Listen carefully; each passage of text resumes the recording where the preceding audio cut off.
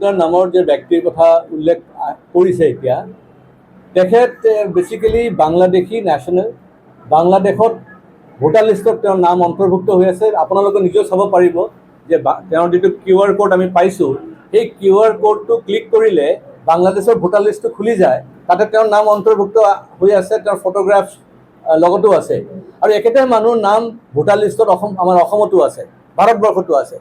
এইটো কেছ লৈ পেলাই মই বিগত 2 বছৰ ধৰি ফাইট কৰি আছোঁ আৰু 2 বছৰ ফাইট কৰি কৰি এনেকুৱা লাগি আছে যে এতিয়া প্ৰশাসনেও তেওঁলোকে সহায় কৰি আছে আৰু প্ৰশাসনে এইকাৰণে কৰি আছিলে যে আগতে আপোনালোকে জানে যে বৰ্ডাৰ DSP আছিলে, বৰ্ডাৰ ইনস্পেক্টৰ আছিল, তেওঁলোকে মুছলিম মানুহ আছিলে আৰু মুছলিম মানুহক সহায় কৰি থাকে, এইটোতো খাটাং। সেইকাৰণে তেওঁলোকে এনেকুৱা এটা ব্যৱস্থা কৰি থৈ গৈছে যে তেওঁক মানে ভাৰতীয় সজাবৰ কাৰণে যি প্ৰক্ৰিয়া কৰিব লাগে তেওঁলোকে কৰিছে। আনকি ফৰেনাৰ ট্ৰাইব্যুনেলৰ যে জাজ আছে, ফৰেনাৰ ট্ৰাইব্যুনেলৰ যি জাজ মিছেছ বৰা, আপোনাক খবৰ কৰিব, এতিয়া ক'ব যে এইটোতো কণ্টেম্প্ট অফ কোৰ্ট। কণ্টেম্প্ট অফ কোৰ্ট নহয়, মোৰ দেশ বচাব লাগিব। মোৰ দেশক যদি আজি জাজেও বিক্ৰী কৰে তো মই সেইখিনি ধৰিব লাগিব। মিছেছ বৰা টকা লৈ পেলাই বাংলাদেশী মুছলমানসকলক ভাৰতীয় নাগৰিক বনাইছে, এইটো সকলোৱে জানে, কিন্তু আজিও তেওঁ বহি আছে ইয়াতে, এতিয়াও তেওঁ জাজমেণ্ট দি আছে।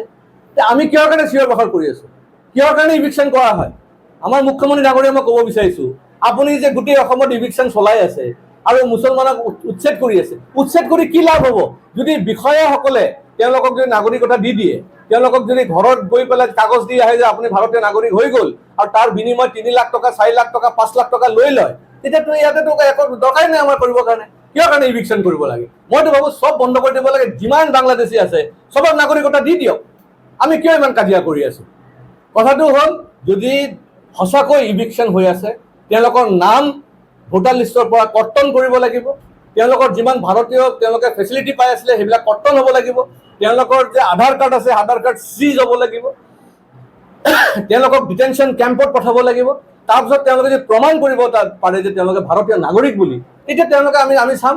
কিয় আগতেতো মোৰ মনত আছে AGP চৰকাৰৰ সময়তে লাখ লাখ বাংলাদেশী নামত বাঙালী হিন্দুসকলক ডি ভোটাৰ বনাইছিলে, লাখ লাখ বাংলাদেশী হিন্দুসকলক তেওঁলোকে ডি ভোটাৰ কৰি পেলাই হাৰাশাস্তি কৰিছিলে।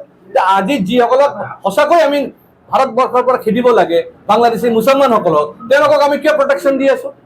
আজি হোজাইত মই নিজে দেখাই দিছোঁ যে এই ব্যক্তিজন চাইবুৰ আলী ৰহমান, তেওঁ বাংলাদেশী নেশ্যনেল হয়, তেওঁ বাংলাদেশৰ ভোটাৰ লিষ্টত তেওঁৰ নাম আছে।